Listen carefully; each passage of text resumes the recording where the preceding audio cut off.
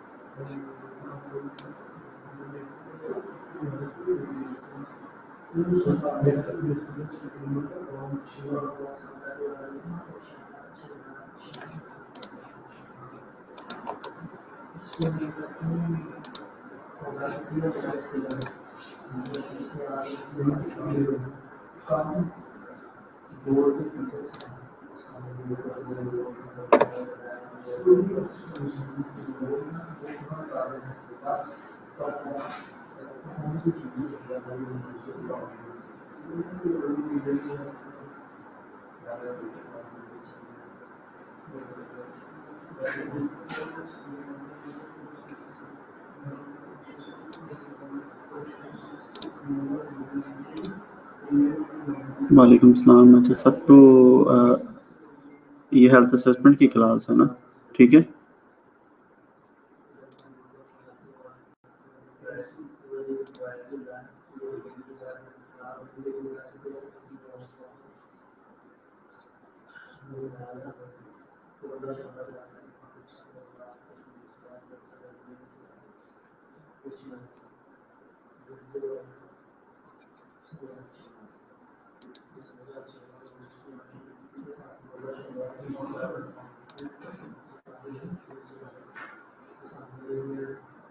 Analogies, synonyms, and idioms, phrases.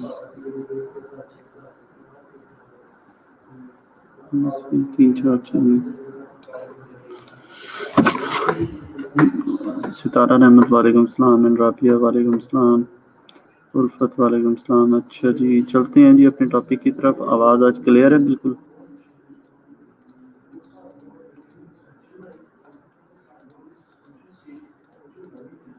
हमारा topic था आज का जो डिस्कशन करनी थी, डायफ्रैग्मेटिक एक्सकर्शन एंड जो साउंड्स थी, यही चेक करना था ना?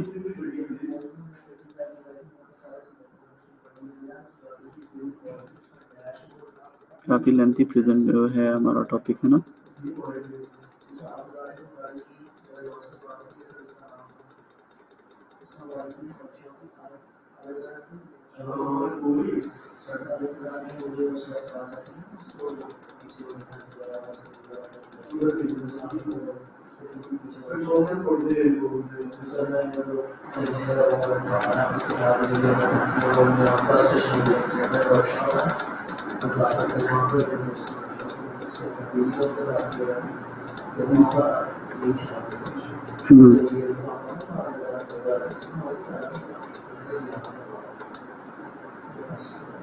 अच्छा, ये हमारा था डायफ्रैग्मेटिक एक्सकर्शन।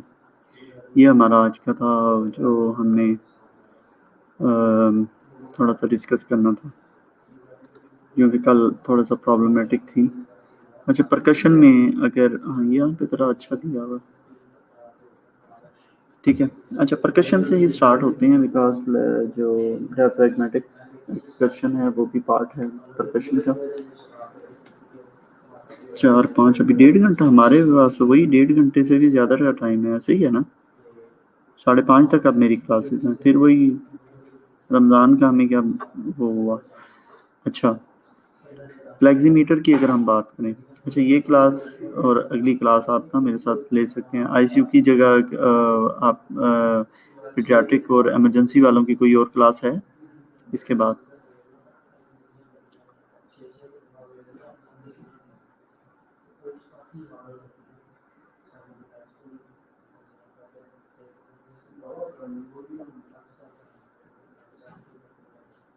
कौन सी क्लास है आपकी?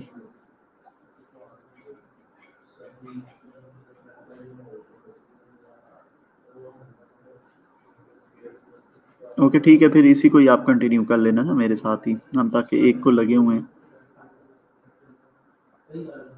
ठीक है, अच्छा जी, where is your pleximeter? Your pleximeter is your left hand and plexor is your right hand finger. ठीक है, आप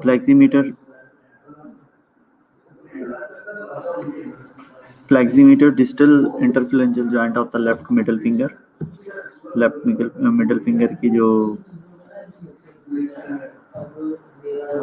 है, और फ्लेक्सर जो है ना राइट मिडल फिंगर टिप है। This is the immediate order up to down, anterior to posterior, and percussion sounds जो हैं वो flat, dull, hyper resonance, hyper inflation and tympani sounds जो है ना प्रोड्यूस होती हैं। थोड़ा सा slow. Hello,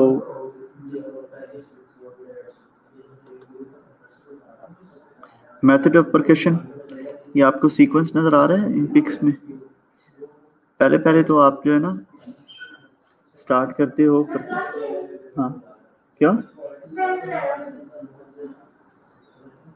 method of percussion में सबसे पहले आप इंटीरियर परकशन करते हो।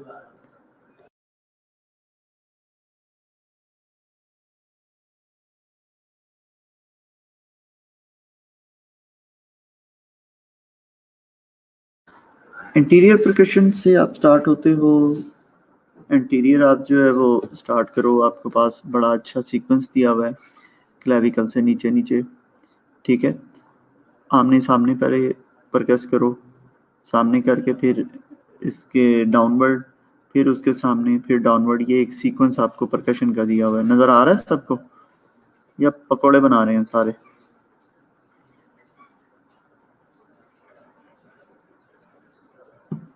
ठीक है, एपिकल परकशन आप कर रहे हो, फिर क्लेविकल परकशन कर रहे हो, पोस्टीरियर परकशन कर रहे हो, एंड लैटरल परकशन कर रहे हो। ठीक है, ये जो सीक्वेंस है या मेथड है परकशन का, ये आप सबको याद होना चाहिए, आप सबको पता हो कि परकशन में हम क्या करने जा रहे हैं। ठीक है, अब आती है जी डायफ्रैग्मेटिक एक्सकर्शन। हमने कल बात की थी कि आपने done when the breathing is shallow and suspected limited diaphragmatic movement।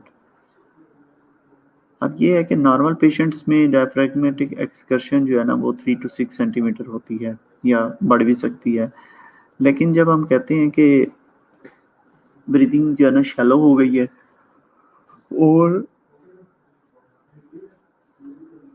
ये लगे कि जो डायफ्रैग्मेटिक मूवमेंट जो है वो लिमिटेड है, देन हम एक्सकर्शन की जो मूवमेंट है उसको कैलकुलेट करते हैं। Percuss the mark level of the diaphragm at the full exhalation and full inhalation. अब मैंने आपको क्या बताया था, सबसे पहले आपने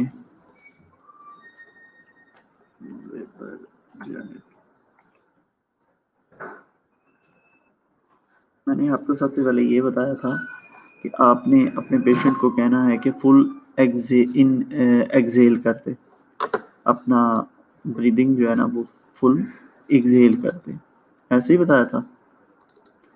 एक्सहेल करके आपने क्या करना है, T7 से परकस करते हुए नीचे आना है, T7 से परकस करते हुए नीचे आना है, जहाँ पर आपकी रेजोनेंट साउंड डलनेस साउंड में कन्वर्ट हो जाए, उसको क्या करना है, मार्क करना है, उसको क्या करना है, मार्क कर लेना है। फिर आपने क्या करना है, अपने पेशेंट को कहना है कि अब आप इनहेल करें फुल। जब फुल इनहेल कर लेगा तब क्या होगा आपका, अब आपने जहाँ पर स्टॉप किया था परकशन, वहाँ से टैप करते हुए फिर नीचे आए, क्योंकि अब वो डलनेस जो है वो रेजोनेंस में कन्वर्ट हो जाएगी, बिकॉज डायफ्राम नीचे मूव कर आएगा। ठीक है, तो उसको टैप करते हुए आप नीचे आए और उस वक्त तक टैप करें, परकस करें जब तक उसकी साउंड्स कन्वर्ट नहीं हो जाती डल में, ठीक है। तो बोथ ऑफ द साइड्स आप ये जो है ना परफॉर्म करें, ठीक है। That will be what the diaphragmatic excursion. इसकी वीडियो दिखा दूं अगर कोई इशू है तो।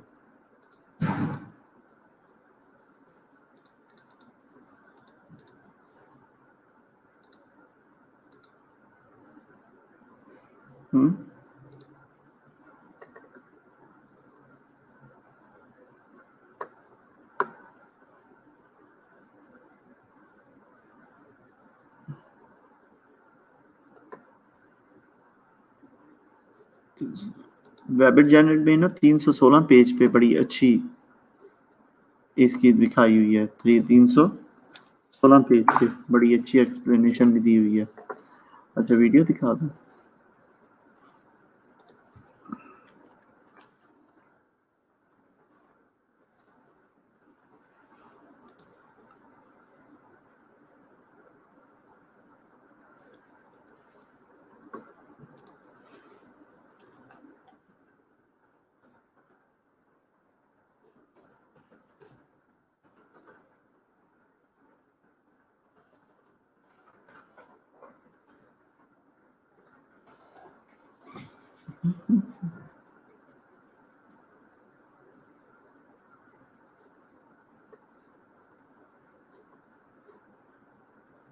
वेट करें।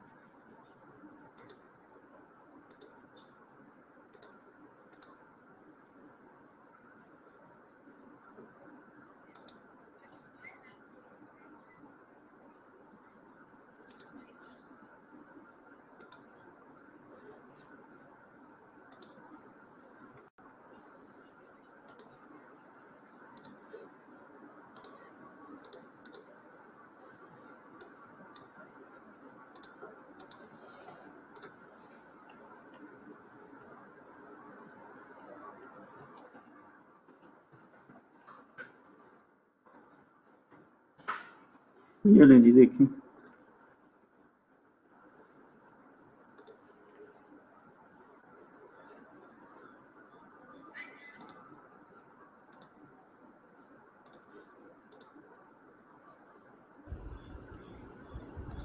Hi there, this is the Hall family again. Today we are doing a very short video on diaphragmatic excursion. This is because of a question that came up on our first tutorial, and that was Marlene Uceda who had that question. So just to help you out to understand a little bit more, what we're doing is to just do a display of how we're going to have that skill done. Alright, so what we're going to do is I'm going to be tapping you on your back. And then afterwards, I'm going to give you instructions to take a deep breath in and hold it. When you feel me right on your back, you can breathe normally. And then afterwards, I'll ask you to exhale, and then you hold it. And once you do that, you feel me right, then you can continue to breathe. All right? So what we do is we determine the level of where we expect the diaphragmatic dullness to be, usually somewhere between T7 and T10, down the mid-scapular line is where we're going to start. So it's generally about here for him.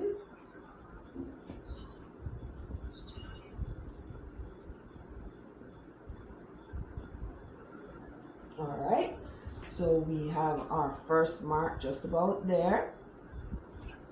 This is basically what we're going to use as our baseline. You're supposed to do it on this side, and if you have to, do it on both sides. So you're going to do it on the other side as well. the first part of your assessment is to ensure that your lungs are changing, the sound of the lung is changing at the same height, because that indicates then that they are both working at the same level. Next step to this is he's going to exhale, and when he exhales, we are going to tap upward. We are going to tap upward, and it's going to go from resonance to dullness. After, he's going to inhale, and we are going down from resonance to dullness. We're having dullness here because we're looking for a kick. We're having dullness up here because we're going back behind the rib cage. Alright, so I'm going to have you take a deep breath out, all the way out. And I'm going to start right at this beginning point.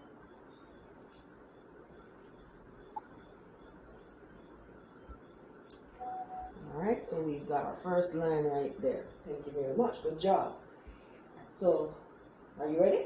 Yeah. Alright, so now we're going in and we're going down. So we have that change just about there. So this is what we are considering our diaphragmatic excursion. The distance from there is usually anywhere between 1.25 inches to 2 inches, and for him it is just about at that 2-inch mark, which is within normal range. Now if you find that being bigger, a greater distance, it's usually within a physically fit patient. He jumps around a lot, so where if it was bigger it wouldn't be surprising. Now if you find somebody who has a shorter excursion, that means that their lungs are not fully expanding. So you might have somebody who has some kind of abdominal pressure or pain that's causing them to not fully expand their lung. Maybe they're pregnant. Maybe they simply just have pain. That will cause them to not expand their lung as much. Now what you're going to see on the other side now, even though you start at the same side, the same point, the start mark is going to be the same, you're going to notice on the right side, you might see your excursion just about 2 centimeters, 2 centimeters, a little bit higher. Why? Your liver is there, okay? So expect that you're going to start on the same level, but if your diaphragmatic excursion is just a little bit higher, that's an expected result. So that's pretty much it. If you have to, do it on both sides, all right? Have a great day.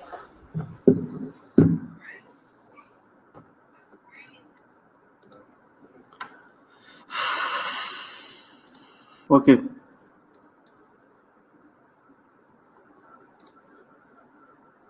इधर गई presentation.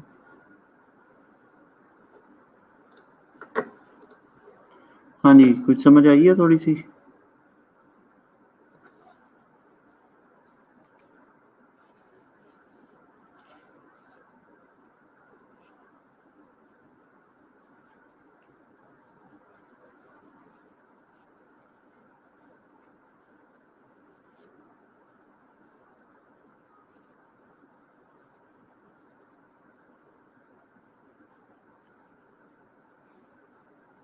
ठीक है. अब normally जो है वो 3 to 6 centimetre इनका जो डिस्टेंस होता है, और इफेक्टेड फैक्टर्स हो सकते हैं thickness of the thoracic wall, अगर थिकंड है, हाइड्रोथोरैक्स हो गया, calcification of the costal cartilage and continuing gas in alveoli, and alveolar tension या एल्व्यूलर इलास्टिसिटी अगर इंक्रीज हो गई है या डिक्रीज हो गई है तब भी प्रॉब्लम होगा, इंक्रीज हो गई है तब भी प्रॉब्लम होगा. ठीक है. So these are the diaphragmatic excursion. आगे देखते हैं जी. Lung sounds. अब जब आप अस्कल्टेट करने जा रहे हो तो आपको साउंड्स का बड़े अच्छे तरीके से पता होना चाहिए. बट लीवर को आप छोड़ें, ये एब्डोमेन असेसमेंट में आएगा लीवर. ठीक है.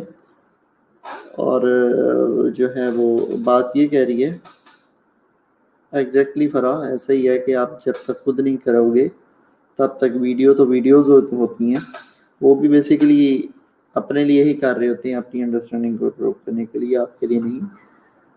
जब तक आप खुद नहीं करोगे आपको कभी नहीं आएगा। ठीक है। द लंग साउंड्स की अगर मैं बात करें, resonance, heard over lung sounds, ये लंग साउंड्स, ये परकशन साउंड्स की बात हो रही है, ये ऑस्कल्टेशन साउंड्स नहीं है, ये परकशन साउंड्स हैं। ठीक है। Heard over lung tissues and dullness which may be produced by the pneumonia. Dullness हो सकती है, अगर लंग्स पे आपको डल साउंड सुनाई दे रही है तो it's mean there is something problem. Dull sound जो है मोस्टली फ्लूइड फील्ड या सॉलिड ऑर्गन पे सुनाई देती है आपको। ठीक है। Which may be produced by the pneumonia, tumour, infarction और द फ्लूइड कलेक्शन।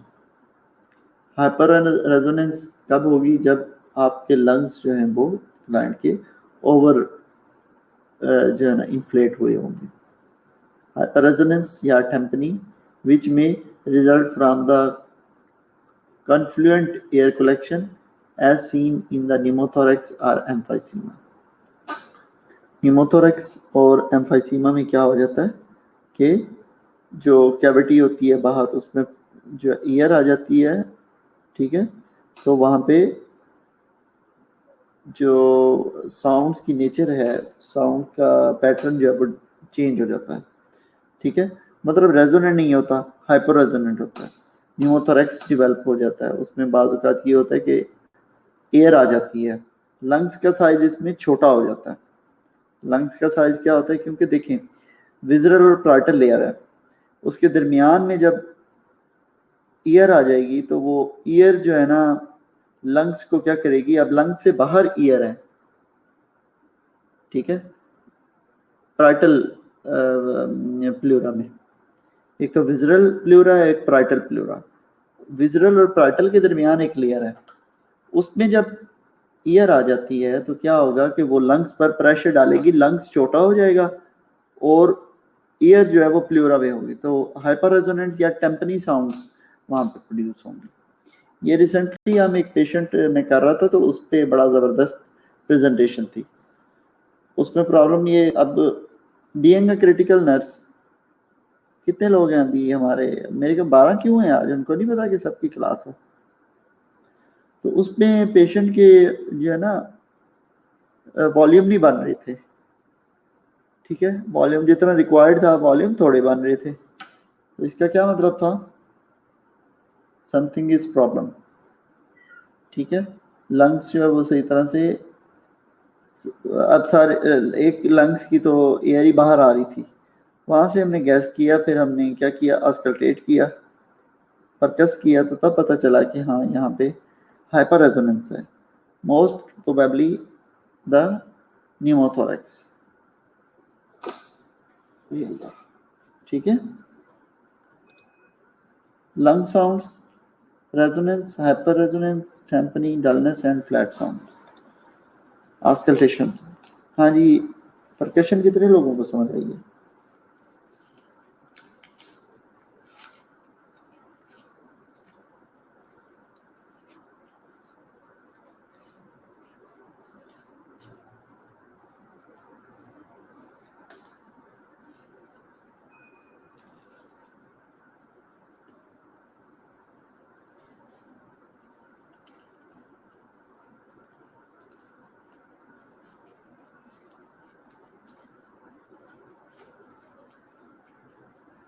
सर थोड़ी okay.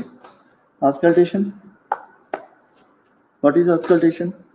In auscultation, you are checking the pitch, you are checking the intensity, you are checking the quality, and you are checking the duration of what auscultated sound। जो sounds आप सुनते हो उनकी pitch, intensity, quality और duration को note कर रहे होते हो। ठीक है।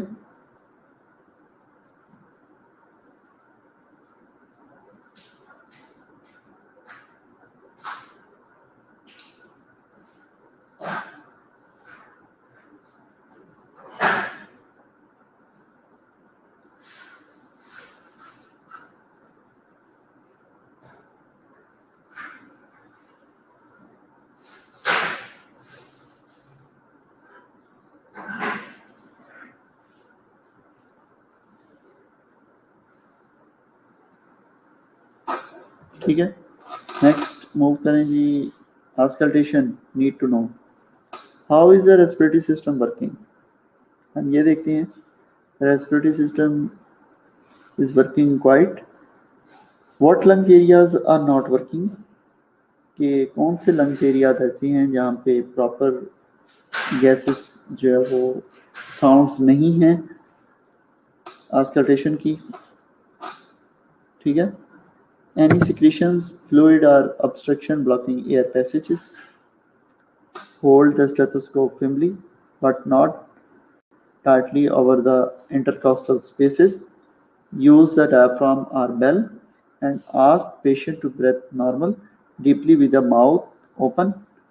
Tell patient to tell you if dizzy, lightened, light-headed. अब ये ना हो कि आप पेशेंट को कहें कि जोर जोर से सांस ले और मुंह से माउथ ब्रीदिंग करे और पेशेंट बिल्कुल फेंट हो जाए लेकिन आपको असेसमेंट का तरीका नहीं आ रहा है।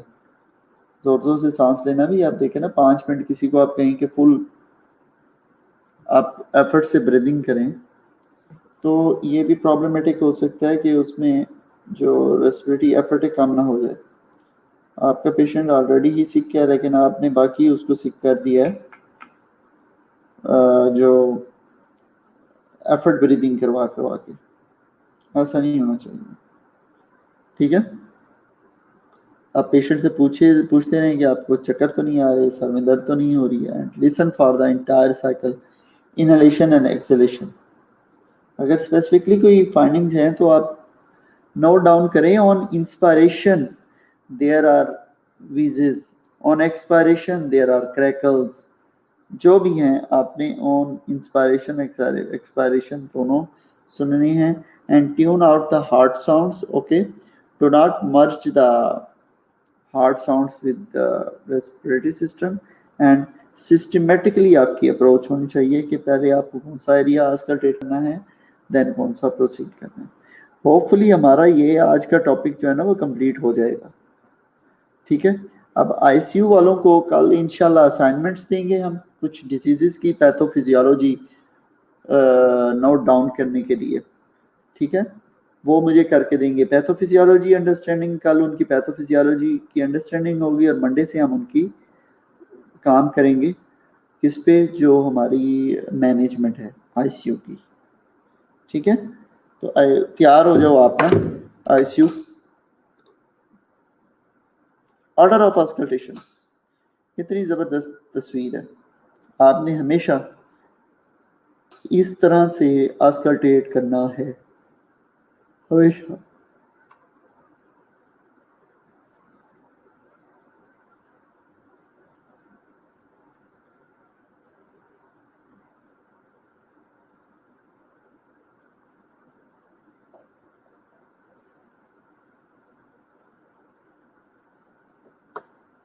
Understand?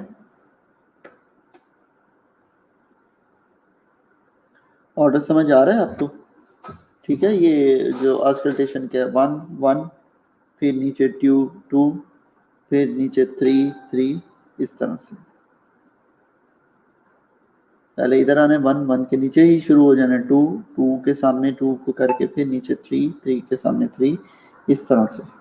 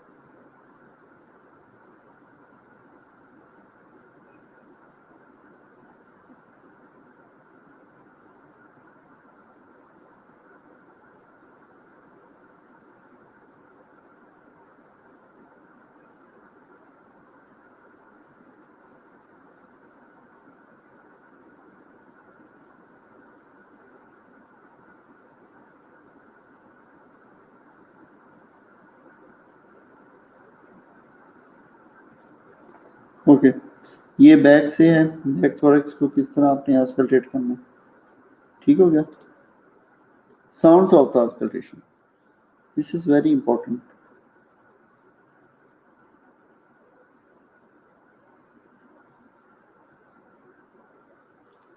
Normal breath sounds, abnormal breath sounds, adventitious sounds and vocal sounds।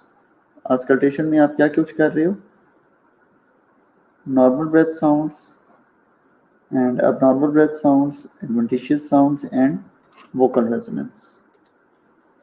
Normal breath sounds, tracheal breath sounds, bronchial breath sounds, these are heard over the। अब आप सामने अगर जरा देखें तो नीचे वाली पिक में देखें जरा, ये वाली पिक्स में आपको ट्रेकिया के ऊपर कौन सी साउंड सुनाई दे रही हैं, ब्रोंकियल साउंड्स, ठीक है। और रेस्ट ऑफ दी उसमें कौन सी साउंड सुनाई दे रही है, चेस्ट में ब्रोंकियोवेजिकुलर साउंड्स। ये देखें, ये ब्रोंकियोवेजिकुलर साउंड्स, इधर भी ब्रोंकियोवेजिकुलर साउंड्स, इधर भी ब्रोंकियोवेजिकुलर साउंड्स, ठीक है। अब अगर बात करी की जाए tracheal breath sounds, brachial breath sounds, bronchial breath sound, larynx, suprasternal fossa, around 6 to 7 clavicle vertebra, first and second thoracic vertebra। Bronchovesicular breath sounds, bronchovesicular breath sound जो है वो first to second intercostal space beside of the sternum, sternum की beside पे first to second intercostal space level of the third and fourth thoracic vertebra in the interscapular area apex of the lungs. अब वो पीछे की बात कर रहा है, सुपीरियर, ये इंटीरियर है, ये पोस्टीरियर है, ठीक है। पोस्टीरियर में आपको third to fourth thoracic vertebra, interscapular area, interscapular है एरिया, और third to fourth thoracic vertebra यहाँ पे जो है वो T3 to T4, ठीक है। इसमें आपको कौन सी साइन, क्योंकि यहाँ पे बाइफरकेट हो रहा होता है आपका इंटीरियर में जो ट्रेकिया जो है ना, ठीक है। Vesicular breath sounds, most area of the lungs is a vesicular sounds, और बाकी जो भी एरिया होगा यहाँ पे आपको वेजिकुलर साउंड सुनाई देंगे। पोस्टीरियर यहाँ पे ब्रोंकियोवेजिकुलर होंगी तकरीबन, और यहाँ पे क्या होंगी, वेजिकुलर साउंड होंगी बाकी, ठीक हो गया। समझ आई है कि नहीं आई,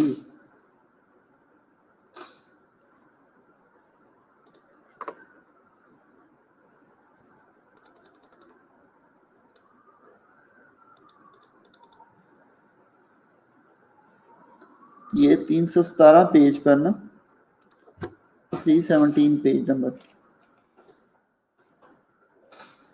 ठीक है। वेबर जेनेट की जो मैंने बुक बताई हुई है आपको, ठीक है।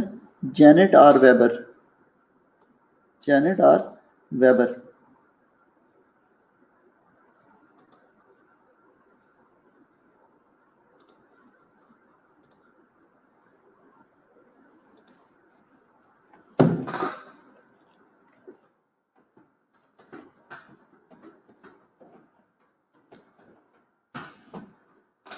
ये बुक है, इसमें 317 पेज पे बड़ी जबरदस्त किस्म की एक्सप्लेनेशन बताई गई है, ठीक हो गया। Second, abnormal breath sounds. अब नॉर्मल आप सुन रहे हैं, आपको एबनॉर्मल का भी पता होना चाहिए। एबनॉर्मल वेजिकुलर ब्रेथ साउंड्स आप सुन सकते हैं अगर पेशेंट आपका उसमें है तो। Abnormal bronchial breath sounds, abnormal जो ब्रोंकियल ब्रेथ साउंड्स हैं, and abnormal bronchovesicular breath sounds. जो नॉर्मल है वो सारी एबनॉर्मल भी हो सकती हैं, ठीक है। एडवेंटिशियस साउंड्स, एडवेंटिशियस साउंड जो है वो एबनॉर्मल साउंड्स हैं। क्या है, ये क्वेश्चन आता रहता है एग्जाम में अक्सर।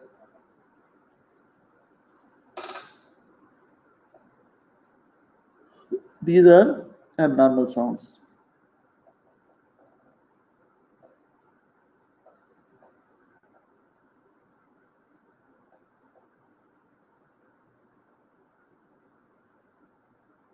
Adventitious sounds are the abnormal sounds, and these are the crackles, these are ronchi, and these are the pleural friction rip. Must character, अच्छा ये क्रैकल्स हैं उनका वो कुछ बताया गया आगे डिस्क्रिप्शन, ये आपके लिए बहुत ज़रूरी नहीं है, ये बाकी आपको बुक से ही करना है।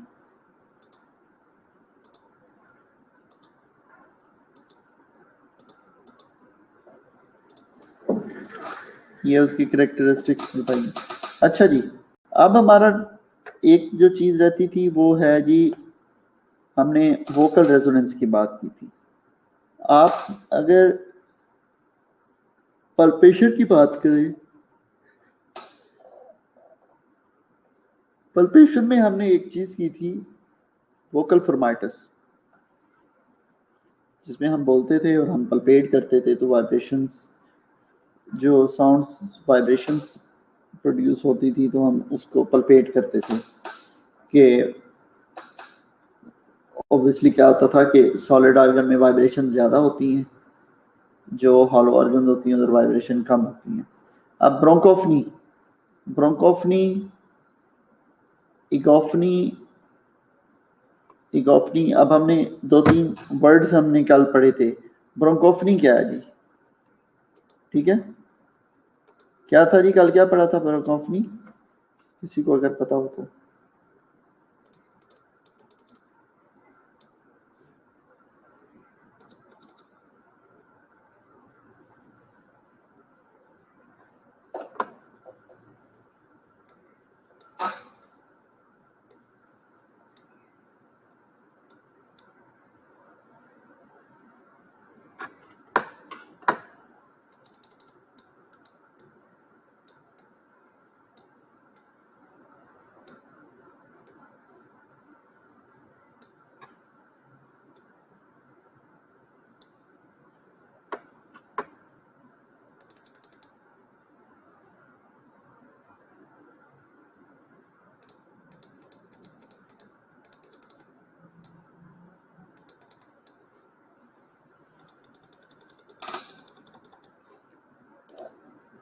हाँ, वाइब्रेशन फील करते हैं। नो, वाइब्रेशन को आपने सुनना है। आपने पेशेंट को कहना है कि आप 99 बोलो या 1, जिसमें बोले ए बोले, इसमें ई बोले और 99 बोले, ठीक है। इसमें आपने वाइब्रेशंस को सुनना है स्टेथोस्कोप की मदद से। आपकी जो डायफ्राम है चेस्ट, वो चेस्ट पे होगा पेशेंट की या बैक पे होगा, और आपने सुनना है। ये बहरहाल कल बड़ी अच्छी इस पे हमने बात की थी।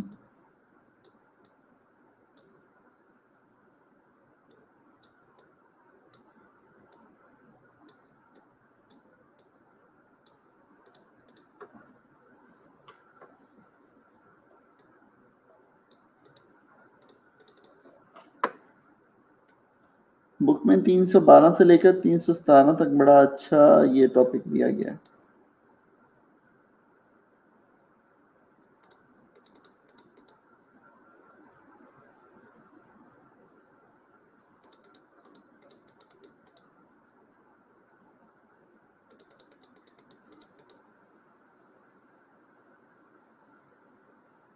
हमने बात की थी, चलो मैं इधर आपको लिख के बता देता हूँ।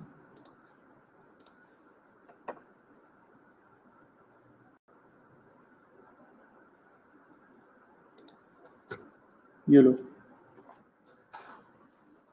auscultate the voice sounds, bronchophony. Ask the client to repeat the phrase 99 while you auscultate the chest wall.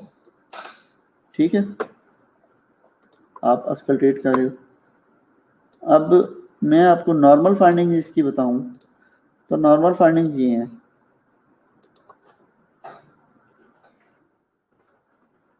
Voice transmission is a soft, muffled and indistinct.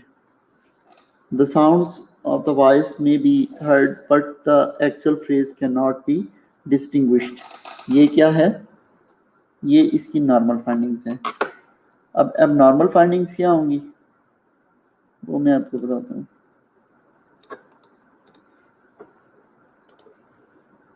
ये इसकी एब्नॉर्मल फाइंडिंग्स है।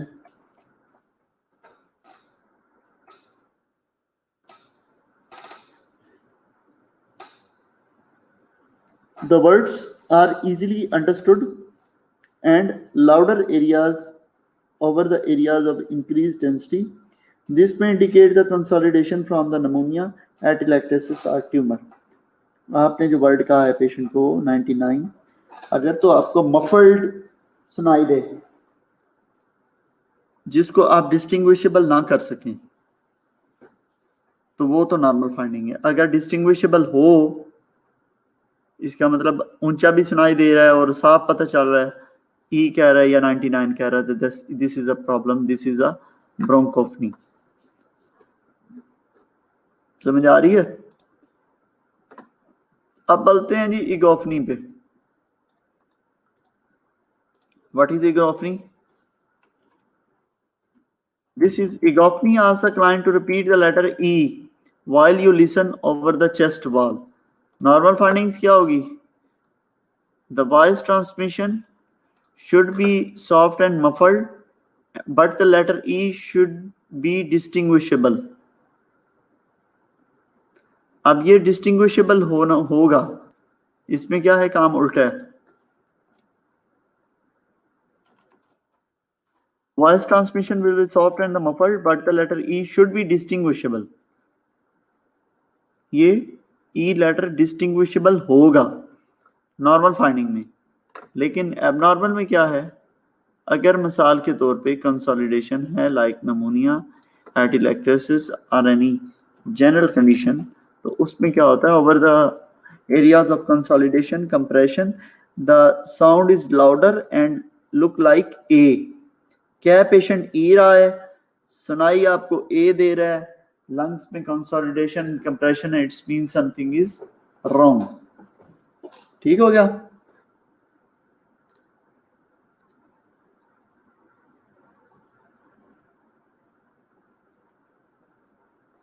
अब एक नई चीज है विस्पर्ड पेक्टोरियल क्वे। ये क्या बला है जी? इसको पढ़ लेते हैं। Whispered pectoral के ask the client to whisper the phrase 1 2 3 while you auscultate the chest wall. Ask the client to 1 2 3, लेकिन आपने चेस्ट पर क्या रखी हुई है? चेस्ट पर या बैक पर स्टेथोस्कोप का डायफ्राम रखा हुआ है। And transmission of the sound is very faint and muffled. It may be inaudible. Inaudible होगी, सॉफ्ट होगी 1 2 3। अगर क्या हो जाए जी, लाउड हो जाए,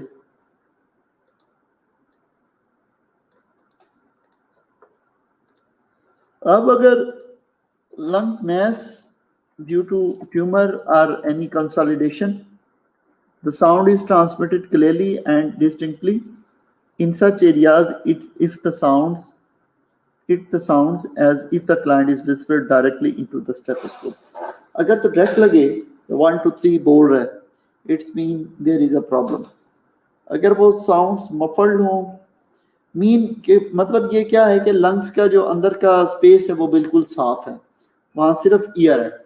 ईयर से जो साउंड्स जो हैं, वाइब्रेशंस जो हैं, मतलब साउंड्स की वाइब्रेशन सही तरह से मतलब लंग्स से नहीं गुजर सकती। अगर वहां पे कंसोलिडेशन है या मैस है या कैंसरस मैस है, तो वो साउंड्स ज्यादा वाइब्रेशन क्रिएट करेंगी और ज्यादा साउंड्स प्रोड्यूस करेंगी। कहने का मतलब ये। सो how many of you get understanding about this?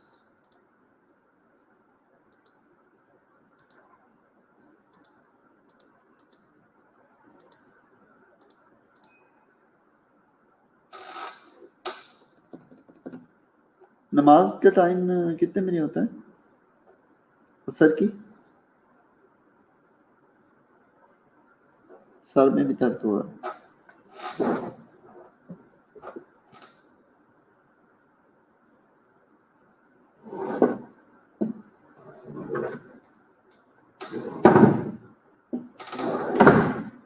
Sir इसमें विस्पर्ड करना है एस, बाकी दो में वो क्लियर बोलेंगे वर्ड। हाँ जी, बिल्कुल आप सही पूछ रही हो, विस्पर्ड करेंगे। हाँ जी, ठीक है, बाकी में क्लियर बोलेंगे। ठीक है, 5 PM में। Yes Alina, so that was all about your assessment of the respiratory system and thorax. I think we have completed and hopefully you people आपको ये बड़ी अच्छी तरीके से समझ आई है। अच्छा, सिर्फ आईसीयू वाले अभी साथ रहेंगे, बाकी जो है ना वो उनकी क्लास नहीं है, फिर हम आईसीयू वालों को थोड़ी सी असाइनमेंट दे दें। ठीक है,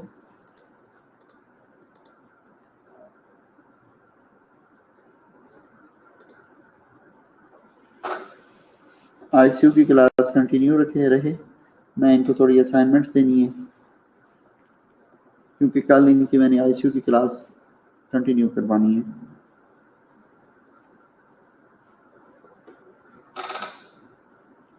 मुझे अपने अपने नाम जो है ना मुझे व्हाट्सएप उसमें कर दो, क्या नाम है, ग्रुप में ना, जो जो प्रेजेंट हैं।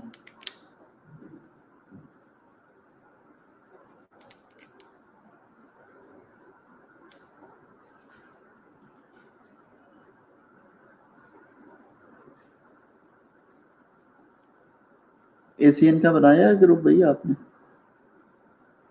नमूना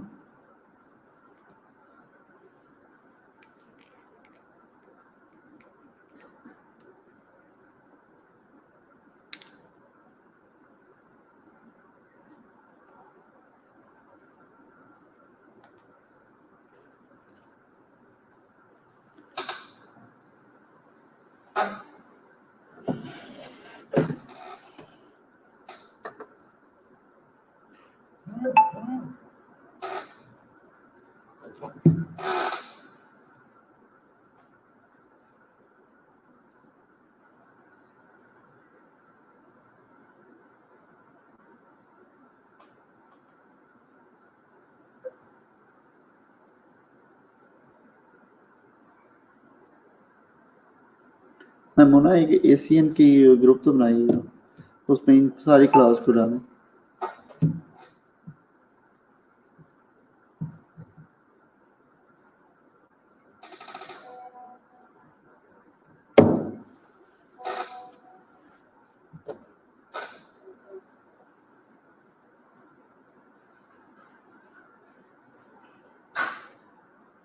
नहीं, ये जो है इसमें सारे ही हैं, ये जो आईसीयू वाला ग्रुप है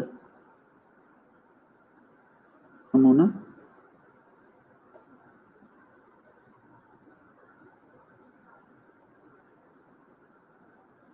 ये जो अलीना है एडविन,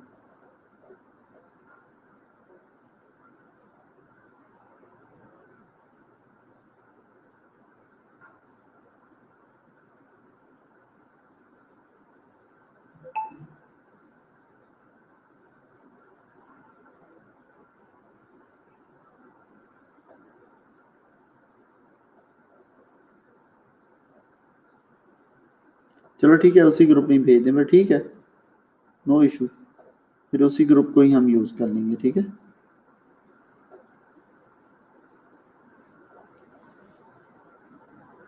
अभी आईसीयू वाले मेरे साथ हैं और बाकी जो है ना वो अपना देख लें। आईसीयू वालों को एक असाइनमेंट देनी है कल के लिए, different diseases.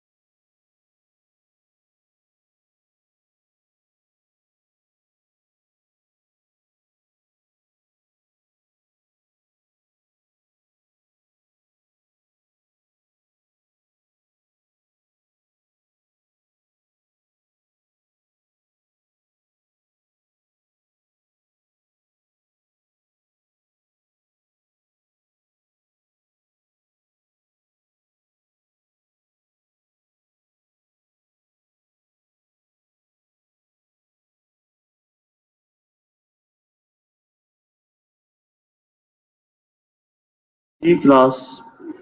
This time is only ICU with me.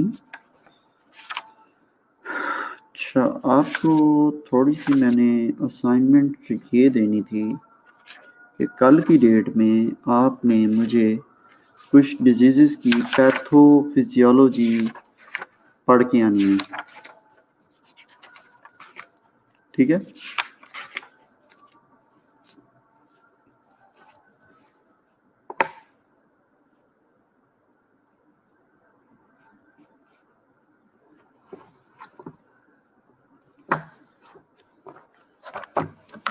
What is respiratory failure, for example?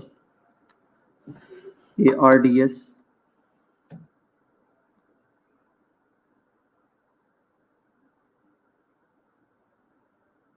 चलो, रेस्पिरेटरी फेलियर और ARDS. आपने respiratory failure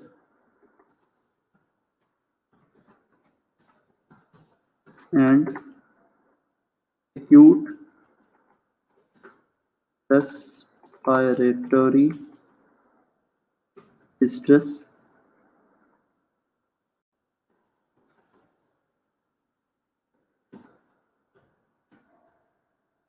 syndrome. Respiratory failure and acute respiratory distress syndrome, जिसको ARDS भी बोलते हैं, ठीक है? आपने मुझे इसकी कॉजेस, पैथोफिजियोलॉजी, इसकी मीन डेफिनेशन पहले होगी, इसके कॉजेस, इसकी पैथोफिजियोलॉजी, ये आपने मुझे जो है ना कल की डेट में ईमेल करनी है, मतलब कल लेक्चर शुरू होने से पहले ये हो जाएगा, तब हम कल इसकी मैनेजमेंट की तरफ आ जाएंगे, ठीक है?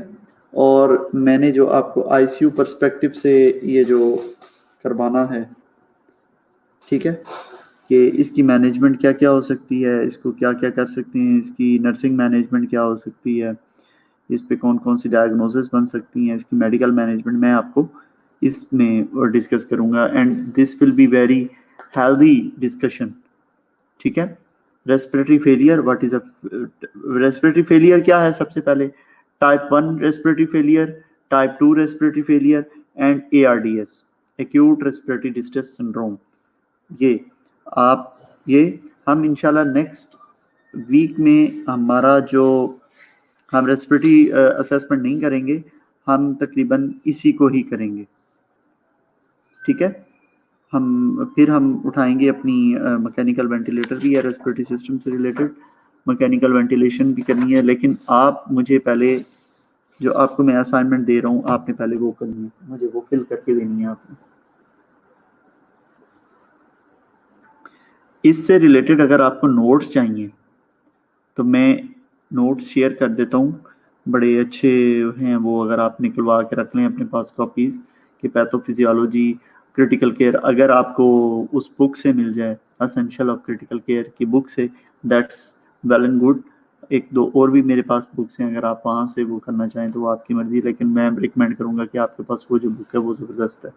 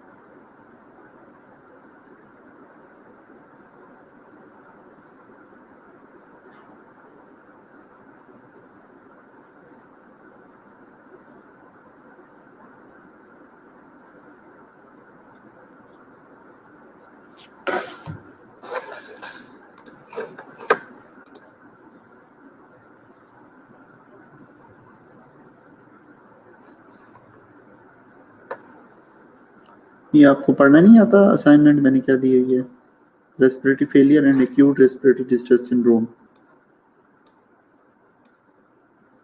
इसको डिफाइन करना है, इनके काजेज एंड पैथोफिजियोलॉजी।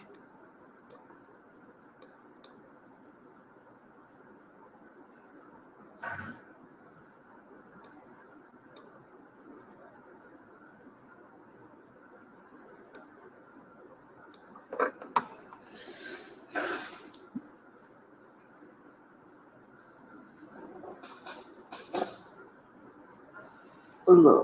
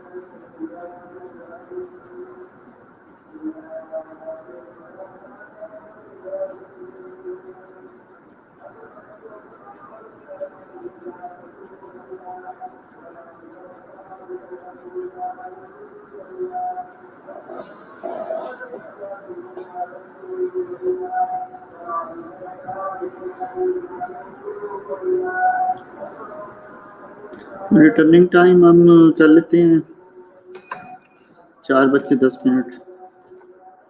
इनफ है। 5:10।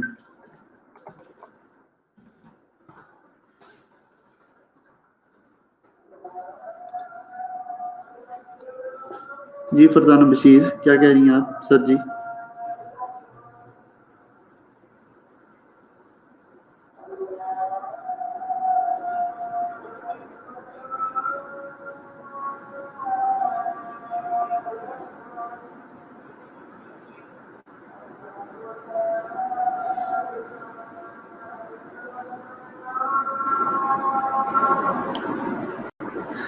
लेटेस्ट ले लेना ना, लेटेस्ट एडिशन जो भी आया हुआ है, नो प्रॉब्लम। लेटेस्ट आपको लेटेस्ट ही मिलता है, पुराना एडिशन नहीं मिलता तो।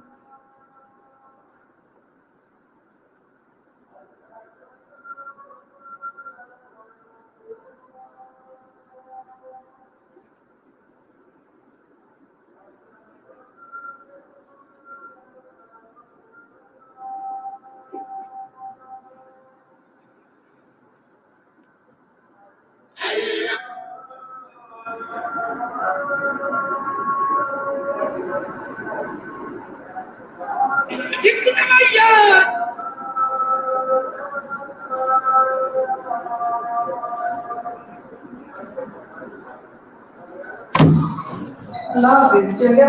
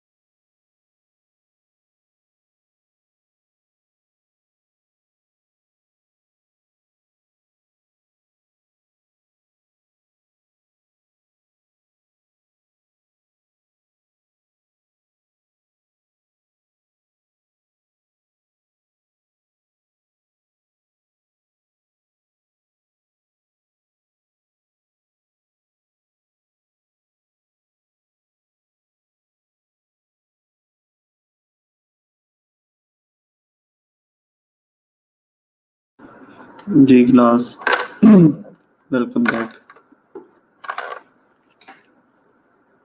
अच्छा, मैं आपकी बुक ही देख रहा था अभी ना, जिसे मैंने आपको असाइनमेंट दी है। This is a very good book for the sake of जो है ना प्रिपरेशन। अच्छा, इसमें पेज नंबर जो है वो दिया हुआ है एक्यूट रेस्पिरेटरी फेलियर और एक्यूट रेस्पिरेटरी 229 पेज पे, और इसके अलावा एक्यूट रेस्पिरेटरी डिस्ट्रेस सिंड्रोम जो दिया हुआ है 223 पेज पे। इसको अंडरस्टैंड करें, इसकी पैथोफिजियोलॉजी क्या कहती है, इनकी जो कॉजेस क्या हैं, ठीक है, और इसके स्टेजेस क्या हैं, ठीक है।